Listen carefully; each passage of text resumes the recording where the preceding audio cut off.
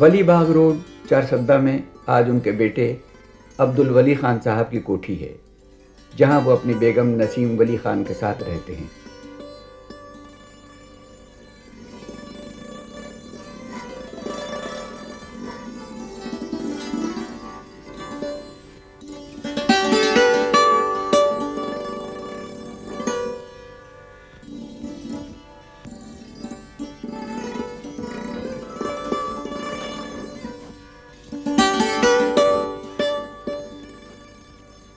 اپنے 4 بچے تھے، اچھا 3 بیٹے اور 1 بیٹی۔ سب سے بڑے بیٹے ان کے غنی بھائی، اللہ مغفرت کرے، میرے جیٹھ، پھر میرے میاں خان صاحب ولی خان صاحب، پھر میری نند مہرتاج بی بی، اور پھر سب سے چھوٹے جو ان کے بیٹے تھے عبدالعلی خان۔ تو سب سے ان کو لگاؤ ہوتا ہوگا، سب سے ان کو قربت بھی ہوتی ہوگی، اس لحاظ سے ان کی بہویں 3 جب جیسے میں تھی، 2 اور بھی بہویں تھیں، ان کے بے شمار ہمارے بچے پھر سب آ جاتے تھے۔ لیکن میں یہ سمجھتی ہوں کہ جتنی قربت میری ان سے تھی، اس لحاظ سے کہ میں ان کے رشتے سے نہیں تھی، میں ان کے خاندان سے نہیں تھی، لیکن میرے والد کے ناطے کیونکہ وہ خدائی خدمتگار تھے بابا کے ساتھ، اور انہوں نے مرتے دم تک اپنی ساری زندگی بابا کی قربت میں گزاری تھی، تو اس لحاظ سے میں اپنے آپ کو ان کے بہت قریب سمجھتی تھی، اور میرا یہ خیال ہے کہ وہ بھی مجھے اپنے آپ کو بہت قریب سمجھتے تھے۔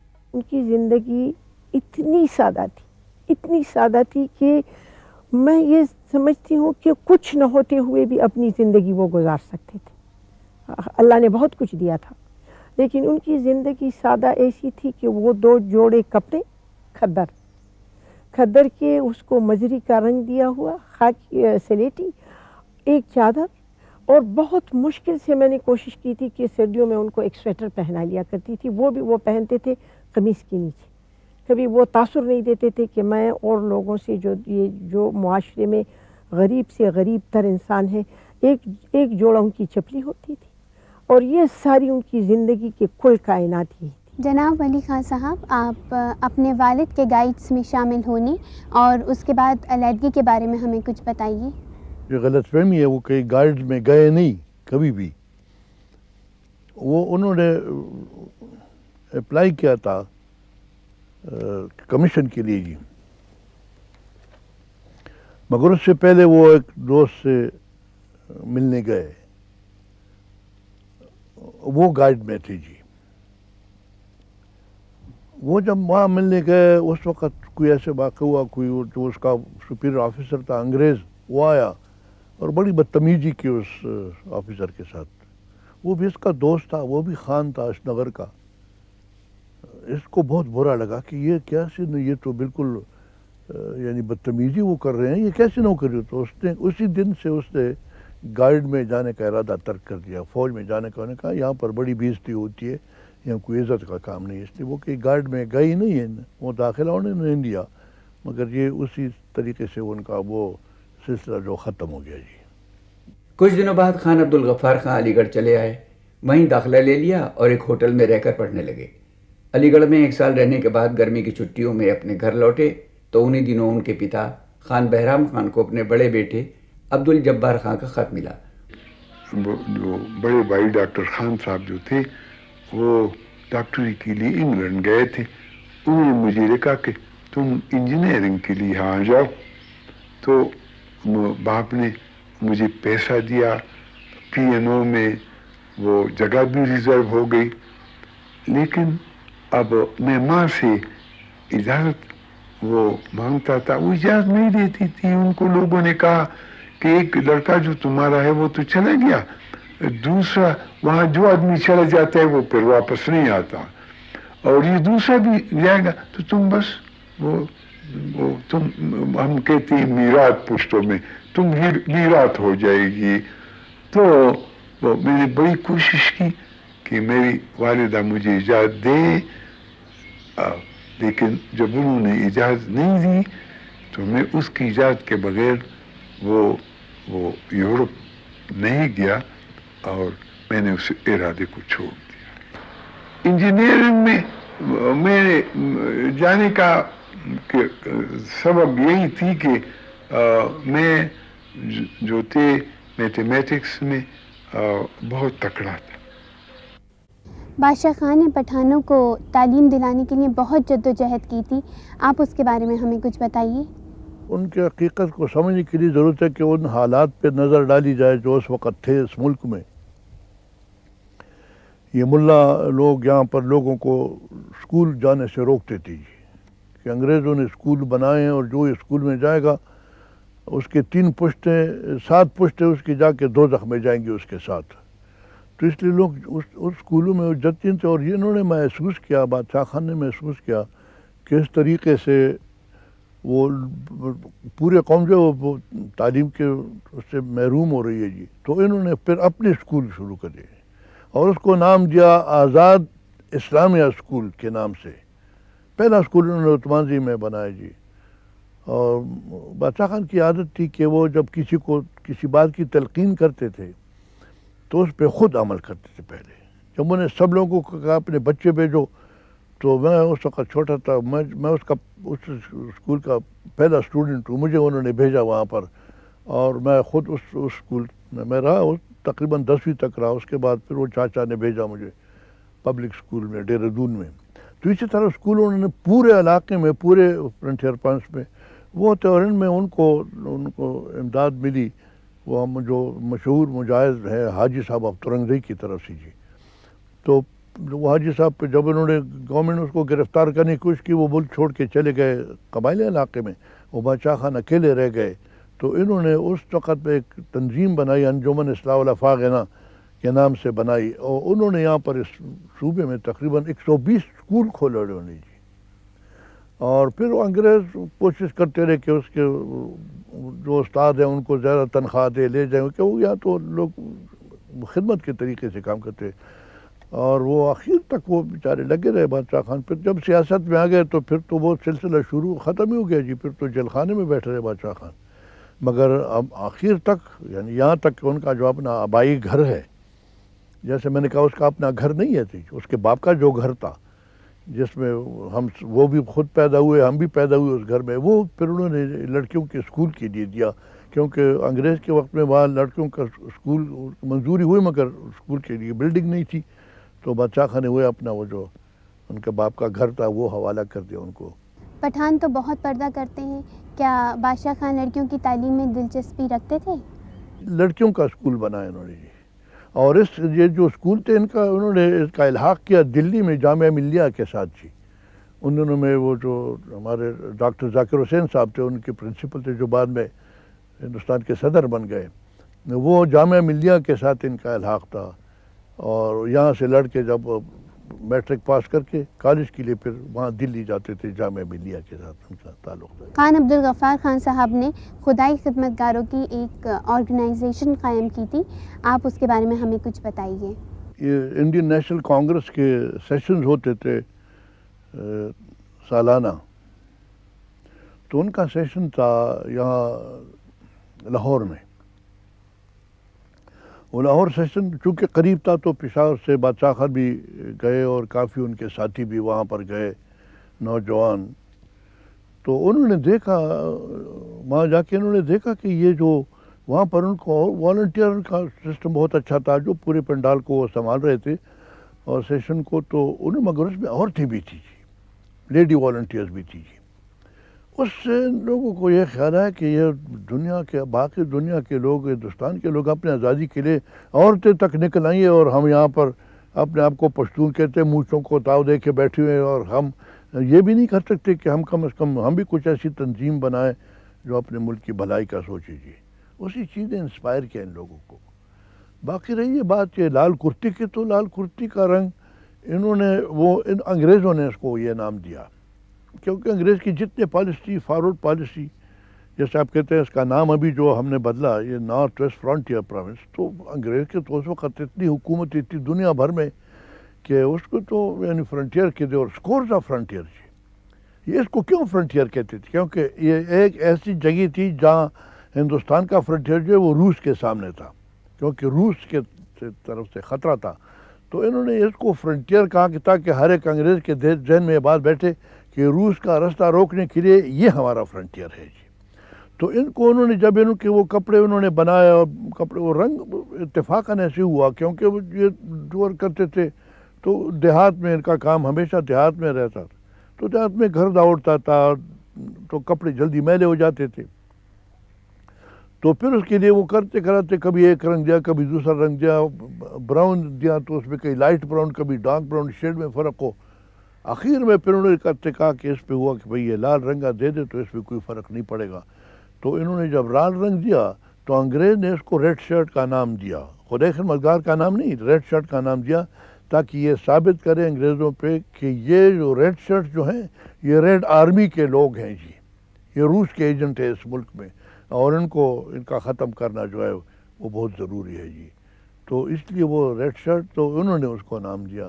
ہم تو اس کو خدائی خدمتگار کہتے ہیں، بادشاہ خان کہتے بھی یہی تھے کہ خدائی خدمتگار جو ہے اس کا کام یہ ہے کہ خدا کو خدمت کی ضرورت نہیں ہے، خدا کی خدمت خدا کے مخلوق کی خدمت کرنی ہے جی، تو اس جذبے سے وہ لوگ یہ جو والنٹیئر بنے، مگر انگریز نے اس کو سیاسی رنگ دینے کے لیے اور اس کو ختم کرنے کے لیے اس کو یہی خطرہ تھا، اس کو جا کے ریڈ شرٹ کا نام دیا جی، یہی بات تھی اس کی جی۔ حالات کے مد نظر خدائی خدمتگار اب ایک سیاسی تحریک بن گئی تھی، انگریزوں نے اس سے ڈر کر ان پر ظلم کرنا شروع کر دیا۔ جب آپ 13-14 سال کے تھے تو آپ نے بھی ڈیمانسٹریشن میں حصہ لیا تھا؟ 14 نہیں، میں 13 برس کا تھا جی۔ ان دنوں میں یہ ہوا کہ جب یہ تحریک زور پکڑتی گئی تو پھر انگریزوں کو اس کو کچلنے کے لیے وہ ان کے طریقے بہت ہمیشہ آتے تھے، تو وہ جا کے ہمارے گاؤں کو انہوں نے رات کو انہوں نے محاصرہ کیا جی، صبح جب ہم اٹھے لوگ اٹھے، میں بھی بچہ تھا سویا ہوا تھا جی، نوکر نے آ کے مجھے جگایا کہ فوج نے پورے شہر کو گاؤں کو عثمان کے گاؤں کو انہوں نے محاصرے میں لے رکھا ہے جی، میں وہ لوگ جا رہے تھے، میں بھی باہر نکلا دیکھا وہاں پر جب ہم گئے تو دفتر پہ وہ خدائی خدمتگاروں کا جو دفتر تھا وہ سڑک کے کنارے وہاں لوگ کھڑے تھے، تو میں بچہ تھا دکھائی نہیں دے رہا تو میں اوپر چڑھ گیا جی، میں بھی دفتر پہ چڑھ گیا، تھوڑی دیر کے بعد یہ فوج آئے جی، فوجی برٹش ٹامی جی، کیولری والے رسالے والے جی، وہ آئے اور انہوں نے اوپر چڑھے جی اور وہ وہاں لوگوں کو مارنا شروع کیا، لوگوں کو دھکیلنا شروع کیا، کچھ لوگوں کو نیچے سڑک پہ پھینکا اوپر سے چھت سے، کسی کی ٹانگیں ٹوٹی کوئی کسی، میں کھڑا تھا، ایک آدمی ہمارے گاؤں کا ایک بہت مضبوط پہلوان جیسا آدمی تھا جی، دیکھا اس کی طرف سے یہاں اس کو ایک لگا ہے خنجر لگا ہے جی، کٹ اکراس ادھر سے یہاں تک، اس کا خون بہہ رہا ہے، میں اب اس کی طرف دیکھ رہا تھا، اتنی پیچھے سے کسی نے پکڑا مجھے یہاں سے جی، میں نے مڑ کے دیکھا تو وہی انگریز جس نے اس کو وہ بینٹ مارا تھا جی، وہی انگریز نے مجھے پیچھے سے بینٹ مارنے کی کوشش کی، اور ایک پشتون آفیسر تھا فوجی تھا یہاں خیشکی کا نوشہرہ کے پاس جو گاؤں ہے جی، اس نے ہاتھ رکھا تو میں نے دیکھا کہ وہ اس کے ہاتھ کے بالکل پار نکل گیا جی، وہ مگر پکڑا اس نے اس کو اور مجھے پکڑ کے اس نے دھکا دیا وہاں سیڑھیوں کی طرف، تو میں لڑکتا ہوا نیچے آیا جی، نیچے یہ دونوں طرف انگریز یہ ٹامیز کھڑے تھے اور ایک ادھر سے مکہ دوسرا ادھر سے مکہ، 2-3 مکے کھائے میں نے، پھر میں بے ہوش تھا، معلوم نہیں کہاں مجھے لے گئے، پھر شام کو پھر میرے چچا آئے، وہ ڈاکٹر خان صاحب وہ ڈاکٹر تھے، تو انہوں نے مجھے کچھ مرہم پٹی وغیرہ کی، تو مگر میں اسی پورے دن بے ہوش رہا، مجھے کچھ ہوش نہیں، مگر وہاں وہ بالکل یعنی وہ تو میں بالکل مرتے بچا جی، اگر وہ آدمی ہاتھ نہ ڈالتا the Bennett would have gone right through me جی۔ بادشاہ خان اس وقت کہاں تھے؟ بادشاہ خان جیل میں تھی۔ 1937 میں صوبہ سرحد میں کانگریسی سرکار بنی اور ڈاکٹر خان وہاں کے چیف منسٹر بنے تو بادشاہ خان کو رہا کر دیا گیا۔ رہا ہونے پر انہوں نے گاندھی جی کے ساتھ سرحد کے ضلعوں کا دورہ کیا اور تب گاندھی جی نے پٹھانوں کو ان کی اہنسا کی دلیری پر مبارکباد دی۔ جب گاندھی جی آئے پہلی مرتبہ انہوں نے بہت کوشش کی، جب ان کے ساتھ گاندھی انور پیکٹ ہوا اور گاندھی جی کہتے تھے کہ میں جانا چاہتا ہوں، اجازت نہیں دے رہے تھی جی۔ پھر 1937 میں یہاں پر الیکشن جب ہوئے اور الیکشن میں پھر اس کے بعد اس کے نتیجے میں یہاں پر ہماری گورنمنٹ بنی، صوبائی گورنمنٹ ڈاکٹر خان صاحب کے اس میں پریمیئر شپ میں، اس نے اجازت دی گاندھی جی کو یہاں آنے کی۔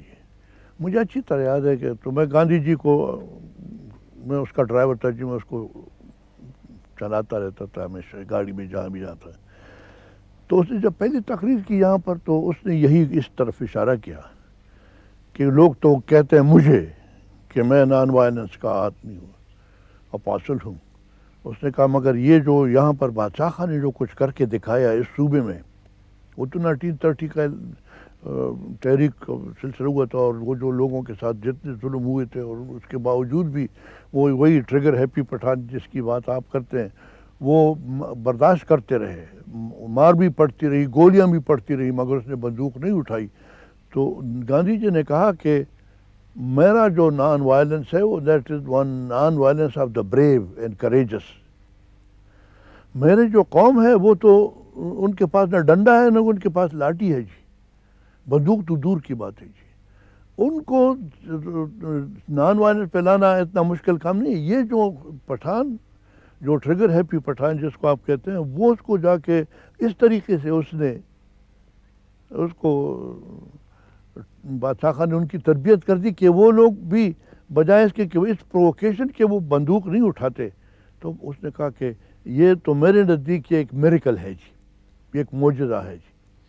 اور اس نے کہا کہ میں سمجھتا ہوں کہ نان وائلنس کی خدمت بادشاہ خان نے، گاندھی جی نے کہا میری موجودگی میں کہ بادشاہ خان نے نان وائلنس کی خدمت مجھ سے زیادہ کی ہے جی، اس سلسلے میں کہ ایسے لوگوں کو انہوں نے مجبور کیا کہ وہ جا کے اپنا اسلحہ بھی ان کے پاس ہے، مار بھی سکتے ہیں، قوت بھی ہے، غصے والا بھی ہے، ناراض بھی ہوتا ہے تو بندوق اٹھاتا ہے، پستول اٹھاتا ہے، گولی مارتا ہے. اس کو روکنا. اور اس سلسلے میں آپ کو بتاؤں کہ کس حد تک بادشاہ خان کامیاب ہوئے تھے. ایک واقعہ جو میں کبھی نہیں بھولوں گا. جب ہم پاکستان بننے کے بعد جیل سے نکلے اور 6 سال جیل میں گزارے ہم لوگوں نے، اور 6 سال کے بعد جب میں آیا گھر، بادشاہ خان کو اجازت نہیں تھی، وہ تو پابندی تھی اس صوبے میں. ایک لڑکے نے آ کے مجھے ایک خط دیا جی. وہ ہمارے ایک ساتھی تھے کوہاٹ میں کرک تحصیل کے، وہ اس کا نام بھی بادشاہ خان کی طرح عبدالغفار اس کا نام تھا جی. اس لڑکے نے کہا کہ میرے باپ نے مجھے خط دیا تھا جی.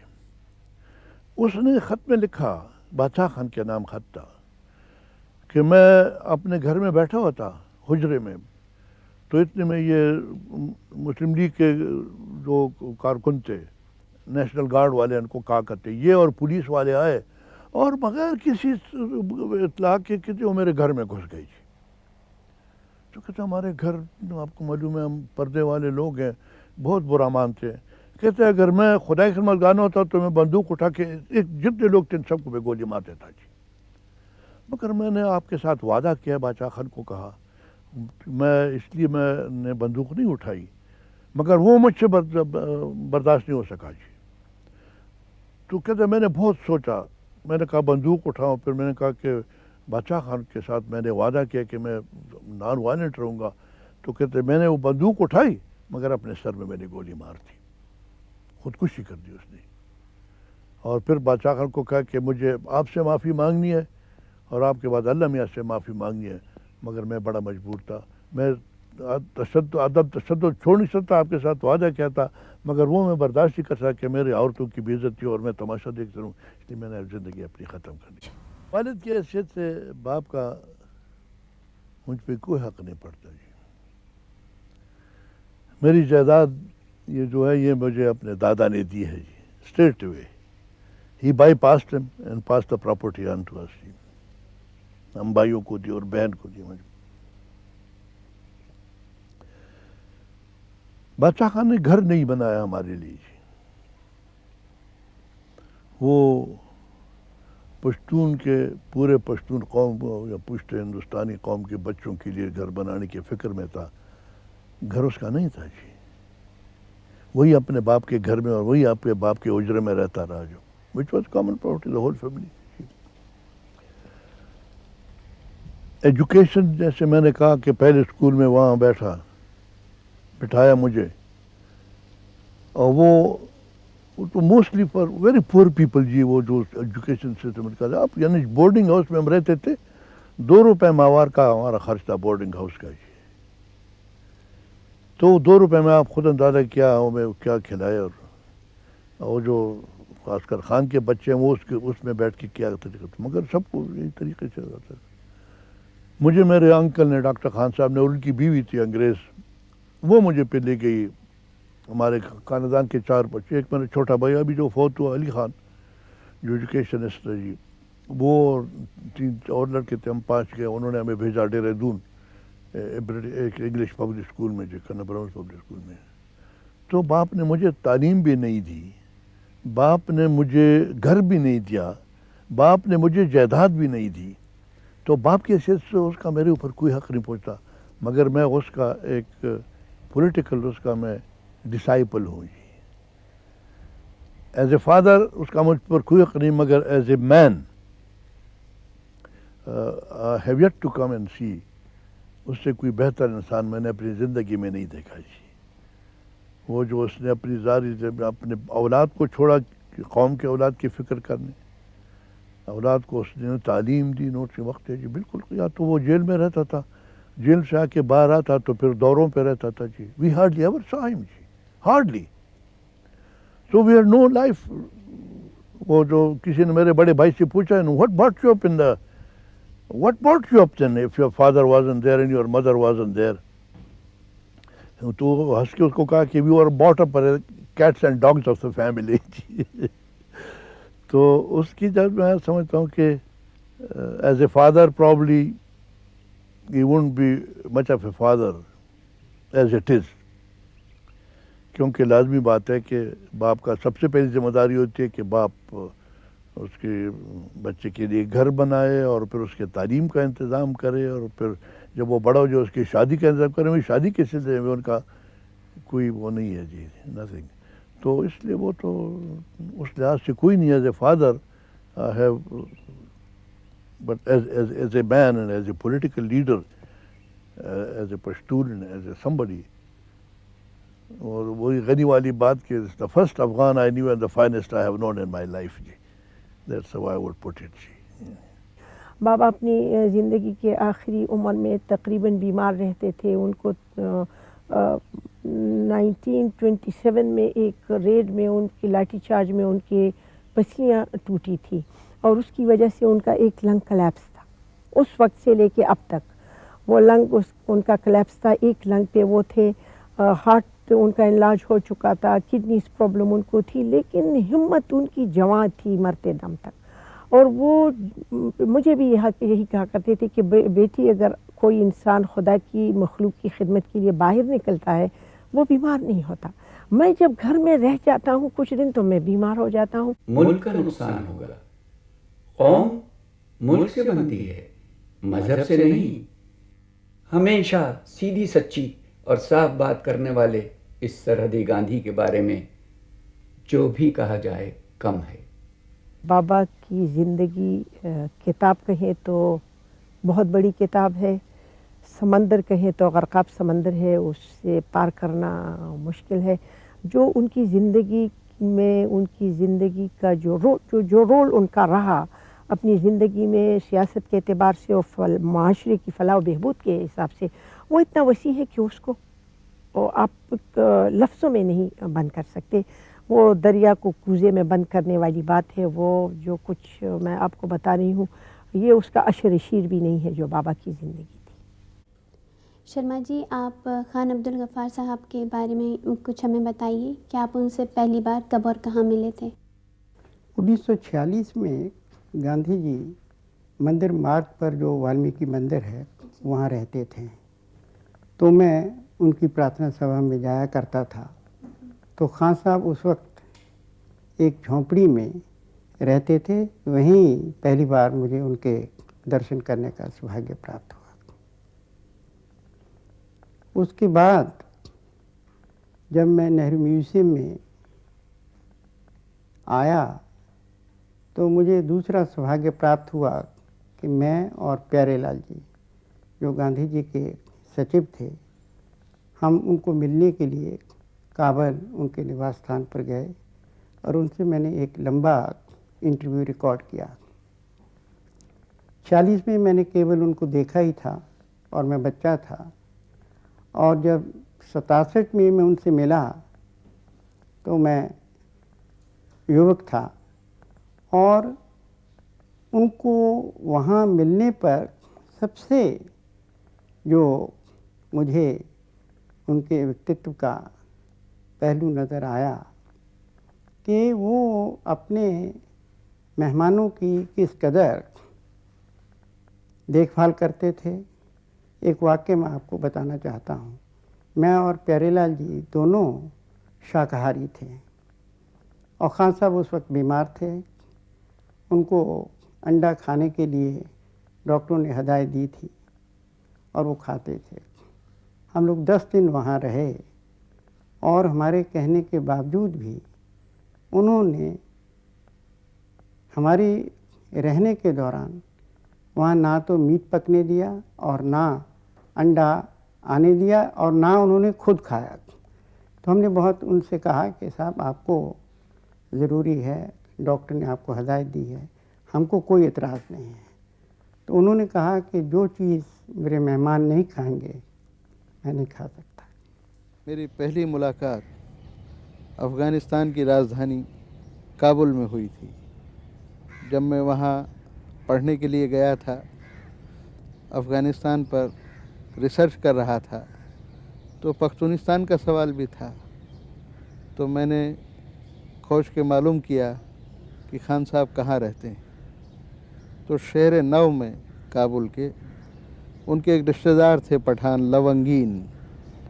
सो अब से करीब 30 साल पहले लवंगीन के घर पर उनसे पहली मुलाकात हुई थी।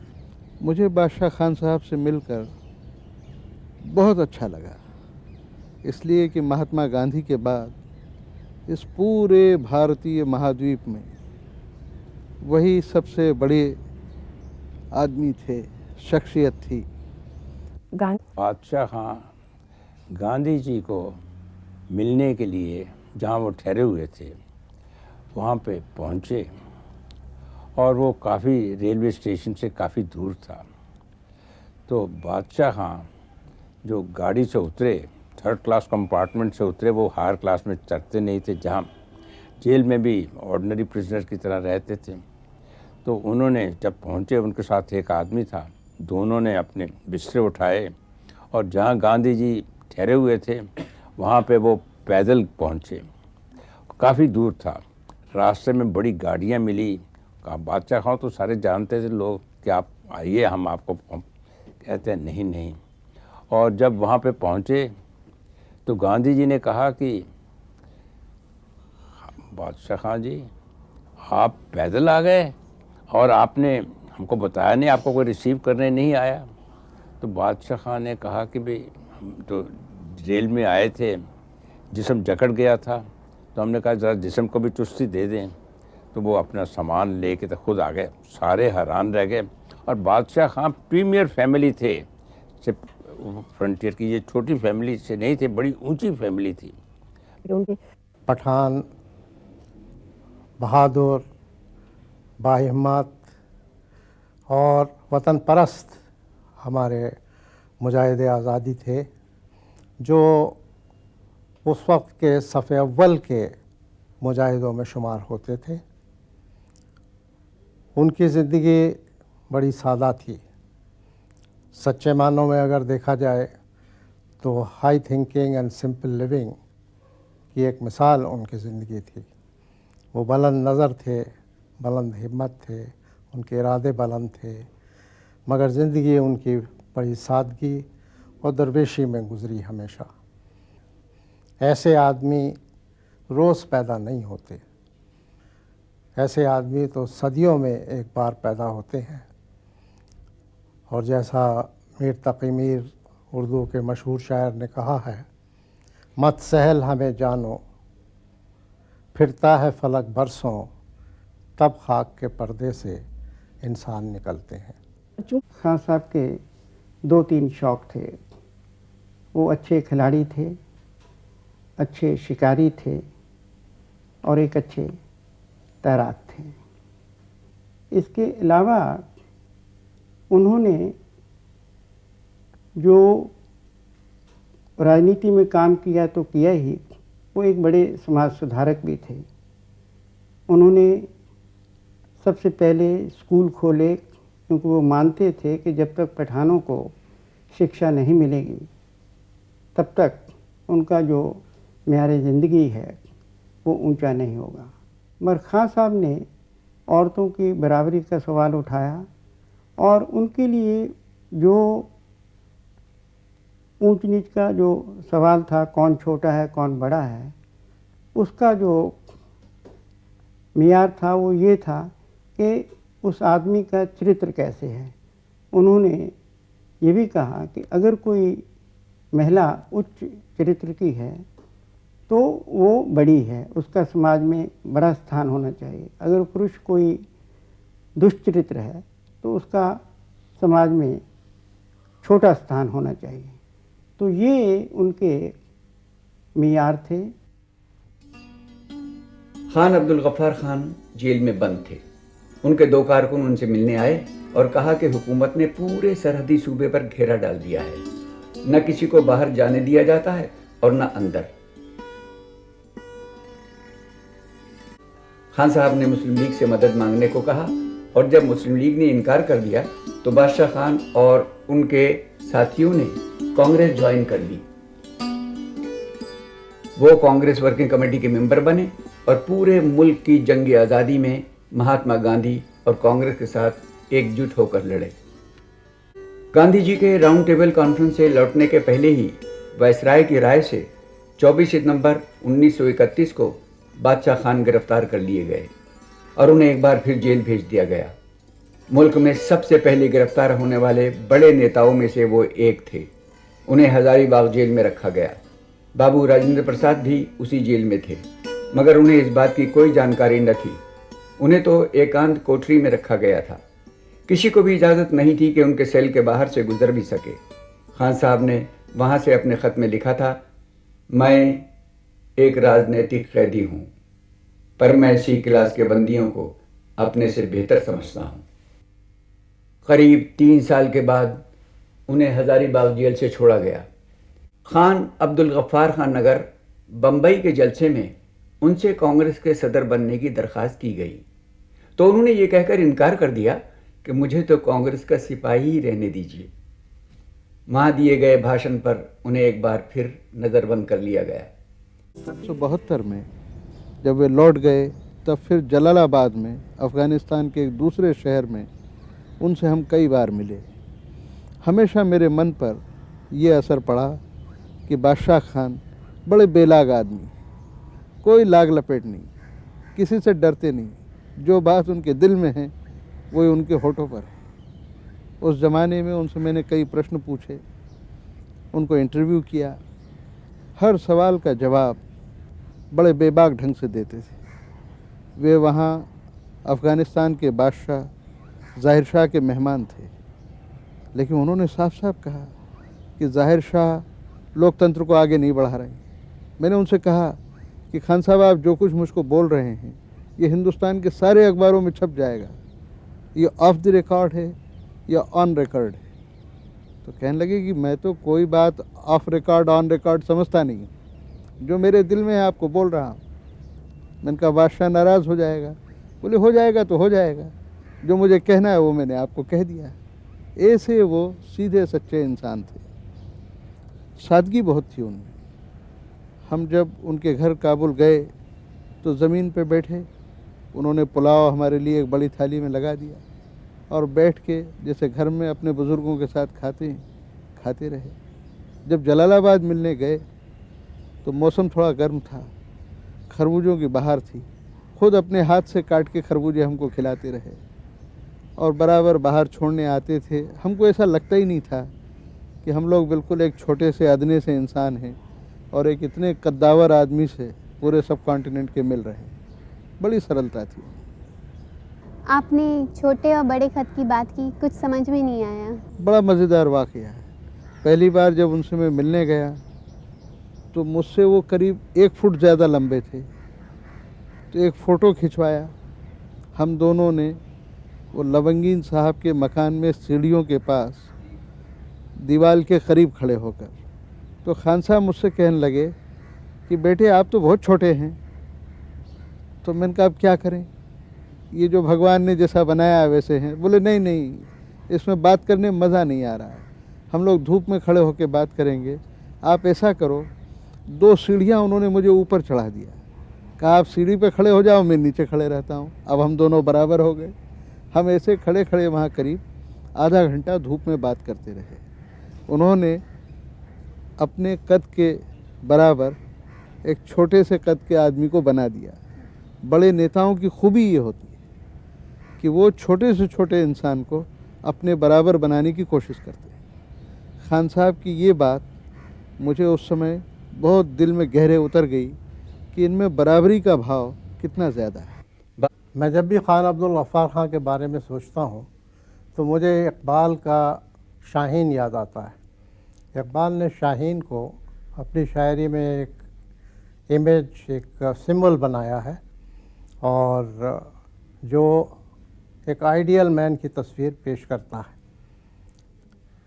शाहीन एक बड़ा और शिकारी परिंदा है जो बुलंदियों पे उड़ता है, पहाड़ों में रहता है, किसी दूसरे का मारा हुआ शिकार नहीं खाता।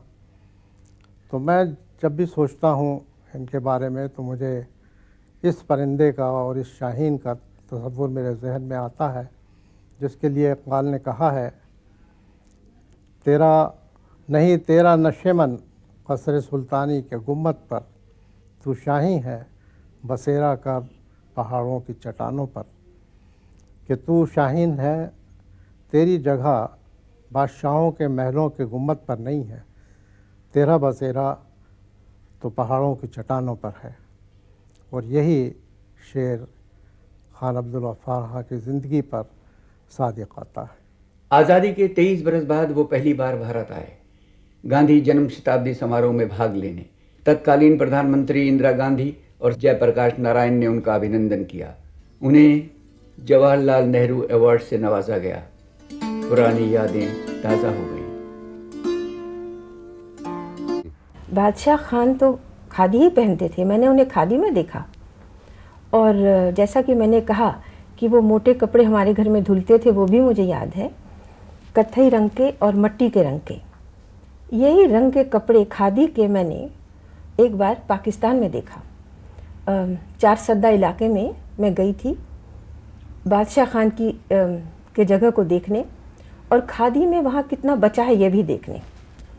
तो वहाँ जो खादी मिली, देखी मैंने, उसी रंग की मिली, और लोगों ने मेहमान नवाजी में हमें खादी के बहुत से थान दिए। लेकिन खादी का जो धागा है, सबसे मजबूत, सबसे सुंदर और सबसे महत्वपूर्ण धागा, वो है हमारे दिल की दोस्ती का धागा। इसलिए खादी सिर्फ कपड़ा नहीं, एक फ़लसफ़ा है, और बादशाह खान उस फ़लसफ़ा में भी थे, कपड़े में और विचार में। तो सब तरह से खादी था, क्योंकि उस ज़माने में जो खादी की जो फ़िलॉसफ़ी थी, और गांधी की फ़िलॉसफ़ी एक है, स्वावलंबन, सेल्फ रिलायंस, स्वच्छता, सफाई, निर्भयता, फियरलेसनेस, अहिंसा, प्रेम, क्षमा और मातृशक्ति। ये सब खादी के अंदर ही है। खादी की बात में सिर्फ कपड़ा नहीं है, एक तरफ रोज़ी है, एक तरफ गरीबों की थाली में रोटी है, दूसरी तरफ पूरी सृष्टि का प्रतीक भी है खादी। और गांधी ने उसको आज़ादी की लड़ाई में उसको अपना हथियार बनाया, चरखे को। और पाकिस्तान में मैंने खादी का कपड़ा तो देखा, लेकिन वो दोस्ती का धागा भी देखा। और मुझे लगता है कि जो बादशाह खान का जो संदेश है आज, उस ज़माने का संदेश। खान अब्दुल गफ़ार खान 1980 के शुरू में अपने इलाज के लिए भारत आए और स्वस्थ होकर वापस लौटे। वो आखिरी बार 1987 में अपने इलाज के लिए भारत आए, पहले बम्बई और फिर दिल्ली के all India institute of medical sciences में उनका इलाज किया गया। वो बहुत बीमार थे। इसी दौरान एक कृतज्ञ राष्ट्र ने उन्हें अपने सर्वोच्च सम्मान भारत रत्न से सम्मानित किया। बादशाह खान की हालत दिनों दिन गिरती जा रही थी। वो पेशावर लौट गए। 20 जनवरी 1988 को सुबह 6:45 बजे पेशावर के लेडी रीडिंग अस्पताल में ان کا انتقال ہو گیا، اور اس طرح خان عبدالغفار خان تاریخ کے صفحات میں ایک لیجنڈ بن گئے۔ ہزاروں سال نرگس اپنی بے نوری پہ روتی ہے، بڑی مشکل سے ہوتا ہے چمن میں دیدہ پیدا۔ ان کی موت کا یہاں پتہ لگا تو گورنمنٹ آف انڈیا نے یہ فیصلہ کیا کہ ایک بڑا ہائی پاورڈ کنٹینجنٹ وہاں پہ فیونرل پہ جائے گا۔ تو ہم سب پہلے یہاں سے فلائی کر کے کابل پہنچے، کابل سے پھر ہم جلال آباد پہنچے۔ جو ہمارے کنٹینجنٹ کے لیڈر تھے وہ تھے شنکر دیال شرما جی، جو اس وقت وائس پریزیڈنٹ تھے۔ تو اس میں مجھے بھی کہا گیا کہ میں بھی جاؤں۔ تو ہم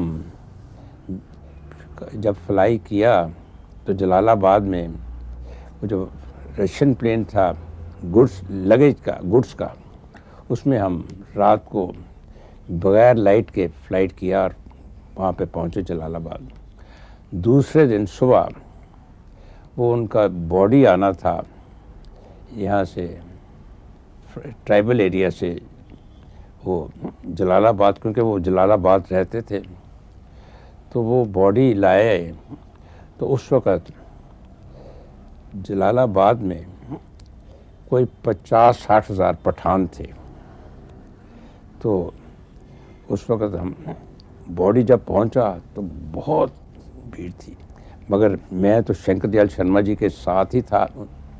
تو وہ جو پٹھان تھے ان کو کوئی دھکا نہ لگ جائے، کہتے تھے کہ مہمان پیچھے سے کنٹرول کر لیتے۔ یہ میری خوش قسمتی ہے کہ میں نے ان کی زندگی میں بھی ان کو دیکھا، اور ایک ایسی عظیم شخصیت کے آخری سفر میں بھی مجھے جانے کا موقع ملا۔